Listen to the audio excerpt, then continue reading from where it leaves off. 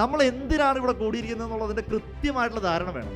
ആളുകളെ കൂട്ടാനല്ല, റിസൾട്ടിനെ ക്രിയേറ്റ് ചെയ്യാനാണ്. ഇന്ന് ഇത്രയും ആളുകൾ ലെവണക്സിനെ ആദ്യമായിട്ട് കാണുന്നു എന്ന് പറയുമ്പോൾ തീർച്ചയായിട്ടും ഇത് ഒരു വലിയ ശബ്ദമായി മുഴങ്ങും എന്ന് ഞാൻ വിശ്വസിക്കുന്നു.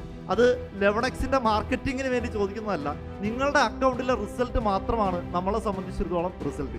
അതല്ലാതെ ഇന്നത്തെ ദിവസം, ഇന്ന് പ്രോഗ്രാം കംപ്ലീറ്റ് ചെയ്യുന്ന സമയത്ത് ഗംഭീര പ്രോഗ്രാം ആയിരുന്നു എന്നുള്ള ഫീഡ്ബാക്ക് ഞങ്ങൾക്കൊരു ഫീഡ്ബാക്ക് അല്ല. ഞങ്ങൾക്ക് കിട്ടേണ്ട ഫീഡ്ബാക്ക് 5 കാര്യങ്ങളിലാണ്. ഒന്ന്, നിങ്ങളുടെ ഓർഗനൈസേഷനിൽ നിങ്ങളുടെ റവന്യൂവിൻ്റെ ടാർഗറ്റ് ചെയ്തിരിക്കുന്ന നമ്പർ ഹിറ്റ് ചെയ്തിട്ടുണ്ടാവണം. 2, നിങ്ങളുടെ പ്രോഫിറ്റ് ഹിറ്റ് ചെയ്തിട്ടുണ്ടാവും. 3, നിങ്ങളുടെ കളക്ഷൻ ഹിറ്റ് ചെയ്തിട്ടുണ്ടാവും.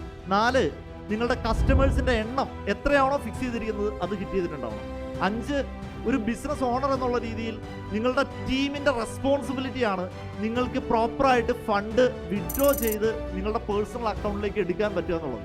അത് എടുക്കാൻ പറ്റാത്തൊരു ബിസിനസ് ഓണർ ആയിട്ടാണ് നിങ്ങൾ ജീവിക്കുന്നതെങ്കിൽ നിങ്ങൾ ബിസിനസ് ചെയ്യാൻ ഡിസേർവിംഗ് ആണോ എന്നുള്ളൊരു ചോദ്യം ഞാൻ നിങ്ങളോടും നിങ്ങളുടെ ചുറ്റിനുമുള്ള ടീം മെമ്പേഴ്സിനോടും ഒന്ന് ഞാൻ ചോദിക്കുകയാണ്. കാരണം ഒരു ബിസിനസ്സും ബിസിനസ്സുകാരനും രണ്ടും രണ്ടാണ്. ഒരു ഓർഗനൈസേഷൻ ഉണ്ട്, ഒരു ബിസിനസ്സുകാരനുണ്ട്. നാളെ ഓർഗനൈസേഷനിൽ എന്തെങ്കിലും ഫൈനാൻഷ്യൽ ചലഞ്ചസ് വന്ന് താഴേക്ക് പോയാൽ അതിനെ ടേക്കപ്പ് ചെയ്യാനായിട്ടുള്ള റെസ്പോൺസിബിലിറ്റി ബിസിനസ് ഓണറിന് ഏറ്റെടുക്കാനായിട്ടുള്ള ശക്തി തരുന്നത് അവൻ്റെ പേഴ്സണൽ അക്കൗണ്ടിലും കുറച്ചധികം ഫണ്ട് ഉണ്ട് എന്നുള്ള ഒരു ട്രസ്റ്റാണ്.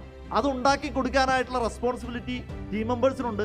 അത് ഉണ്ടാക്കിയെടുക്കാനായിട്ടുള്ള ഫോക്കസ് ബിസിനസ് ഓണറിനുണ്ട്. ഈ 5 കാര്യങ്ങളിൽ നമ്മൾ ഇനി അക്കൗണ്ടബിൾ ആയിട്ട് പോകുമ്പോൾ ആ റിസൾട്ട് നിങ്ങൾ ക്രിയേറ്റ് ചെയ്യപ്പെടുന്നുണ്ടെങ്കിൽ അതിനെയാണ് നമ്മൾ വിളിക്കുന്നത് ലെവണക്സ് റിസൾട്ട്.